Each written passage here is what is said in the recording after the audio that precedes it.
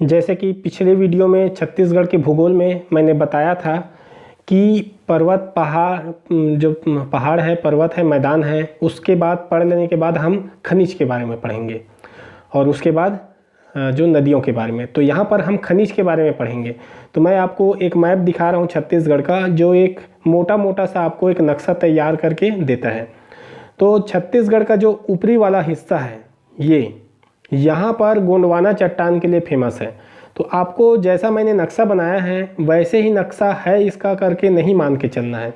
ये सिर्फ समझाने के लिए बताया गया है कि ऊपर वाले हिस्सा में गोंडवाना का चट्टान बहुत ज़्यादा पाया जाता है।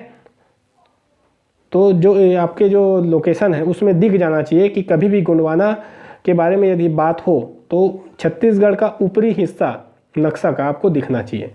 और गोंडवाना के चट्टान कहाँ जहाँ कहीं पर भी पाया जाता है वहाँ पर कोयला उत्पन्न होता है ना, कोयला मिलता है वहाँ पर।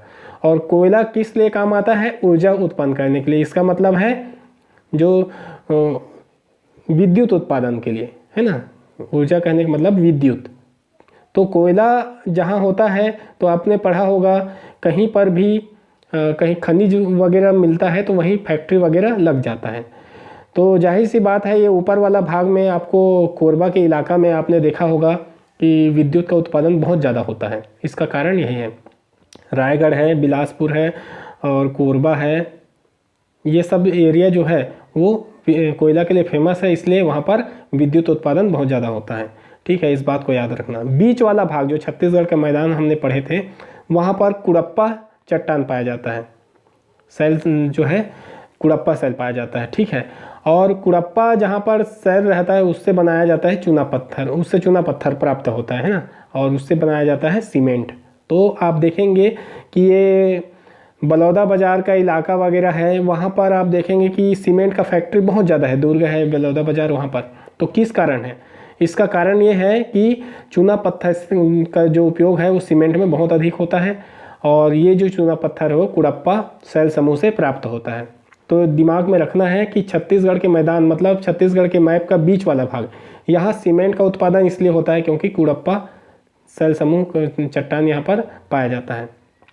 उसके बाद है नीचे वाला, जहाँ हमने दंडकारण्य का पठार पढ़े थे, वहाँ धारवाड़ चट्टान पाया जाता है और धारवाड़ में विभिन्न प्रकार के धातुएं पाया जाता है और इन धातुओं से जो है वो लौह अयस्क या अयस्क प्राप्त होता है। अयस्क का कहने का मतलब है जिससे धातु बने।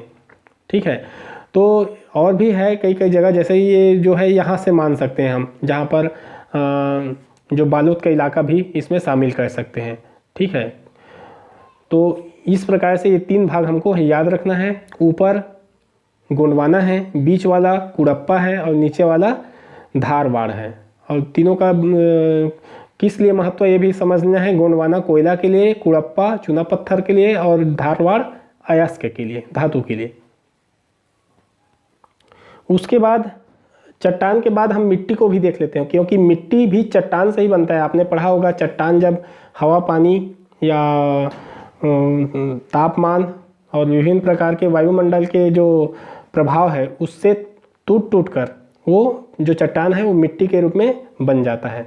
तो मिट्टी भी एक प्रकार के नहीं होगा। जब चट्टान है और चट्टान अलग अलग प्रकार है तो उसके अलग अलग टूटने से मिट्टी भी अलग अलग प्रकार के बनेंगे, है ना।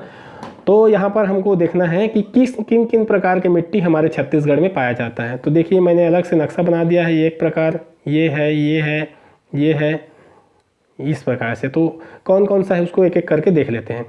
तो सबसे पहला जो मिट्टी है उसको कहा जाता है, ऊपर वाला भाग मैं बता रहा हूँ, है ना। तो यहाँ पर पाया जाता है लेटेराइट मिट्टी। तो इसको भी मैं बता रहा हूँ, उसको ध्यान में रखना है। एकदम यही लोकेशन नहीं है या फिर ये सिर्फ यही जगह बस है, ऐसा बात भी नहीं है। क्योंकि अगर मैं छोटा छोटा नक्शा बनाऊंगा, छोटे छोटे हर जगह में बना दूंगा तो फिर आपको समझने में दिक्कत आ जाएगा कि वाकई में कौन सा जगह है कौन सा जगह नहीं है। इसलिए आपके दिमाग में एक लोकेशन रहे कि लेटेराइट मिट्टी अगर बोल दे तो नक्शा में दिख जाना चाहिए कि ऊपर वाला रायगढ़ जसपुर के आसपास वाला इलाका के बारे में बात हो रहा है। ठीक है, तो लेटेराइट मिट्टी यहाँ पाया जाता है और इसको मुरम भी कहते हैं। आपने सुना होगा मुरम। तो इसको भाटा मिट्टी भी कहा जाता है। भाटा गांव है ऐसा सुनते हैं ना, तो ये इसी को लेटेराइट मिट्टी कहते हैं। इसको ध्यान में रखना है। उसके बाद यहाँ पर है काली मिट्टी। काली मिट्टी यहाँ पर पाया जाता है। तो ये मिट्टी इसलिए पढ़ रहे हैं क्योंकि आपको पता होगा कि अलग अलग मिट्टी में अलग अलग फसल होता है। तो इस मिट्टी को जानने के बाद आपको दिमाग में आ जाएगा कि कौन सा फसल कहाँ ज़्यादा होता होगा। जाहिर सी बात है, जिस मिट्टी के लिए वो फसल सही है वो उसी इलाका में वो ज़्यादा होगा। तो इसलिए इसको याद रखना है फसल को पढ़ने से पहले। तो यहाँ पर काली मिट्टी पाया जाता है जिसको कन्हार मिट्टी कहते हैं, और यही कन्हार मिट्टी यहाँ पर भी पाया जाता है। देखिए ये जो गरियाबंदी इलाका है वहाँ पर भी, ठीक है।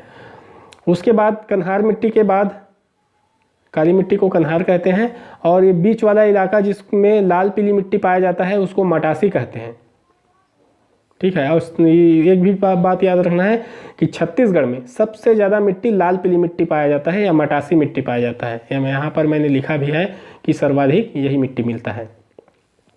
उसके बाद नीचे में है लाल रेतीली मिट्टी, ठीक है। तो लाल रेतीली मिट्टी यहाँ पर पाया जाता है, और उससे सबसे नीचे में पाया जाता है लाल दोमट मिट्टी। तो ये इतने मिट्टी को नाम और इसके लोकेशन को हमेशा याद रखना है। और मैंने ऊपर में बताया था जो यहाँ पर खनिज के सेल के बारे में, तो इसको भी याद रखना है, क्योंकि हम अब जब डिटेल से पढ़ेंगे तो मैं जिलों का नाम लूँगा और वहाँ पाए जाने वाले मिट्टी या सेल या खनिज का नाम लूँगा, तो आपको ये लोकेशन दिखना चाहिए। जैसे कि मैं कोयला का बात करूँगा तो अधिकांश ही ऊपर वाला जिला का यहाँ पर चर्चा होगा। यदि मैं सीमेंट के कारखाना के बारे में बात करूँगा तो यहाँ का चर्चा होगा, यहाँ आसपास के ज़िले का। और यदि मैं धातु के बारे में बात करूँगा, धातु से संबंधित कोई फैक्ट्री या कारखाना के बारे में, तो यहाँ का जो ज़िला है उसके बारे में अधिकांश चर्चा होगा, ठीक है। वैसे ही मिट्टी के बारे में हम या फसल के बारे में भी बात करेंगे तो फिर ये सब लोकेशन आपको दिखना चाहिए, तभी आपको जो हम डाटा पढ़ेंगे तब वो समझ में आएगा। क्योंकि यहाँ हमने सिर्फ एक मैप पढ़ा है, अब मैप के बाद हम इसका डाटा पढ़ेंगे, उसमें हम मैप नहीं दिखा सकते, केवल ज़िले का नाम वहाँ पर क्या क्या पाया जाता है उसको पढ़ेंगे, ठीक है।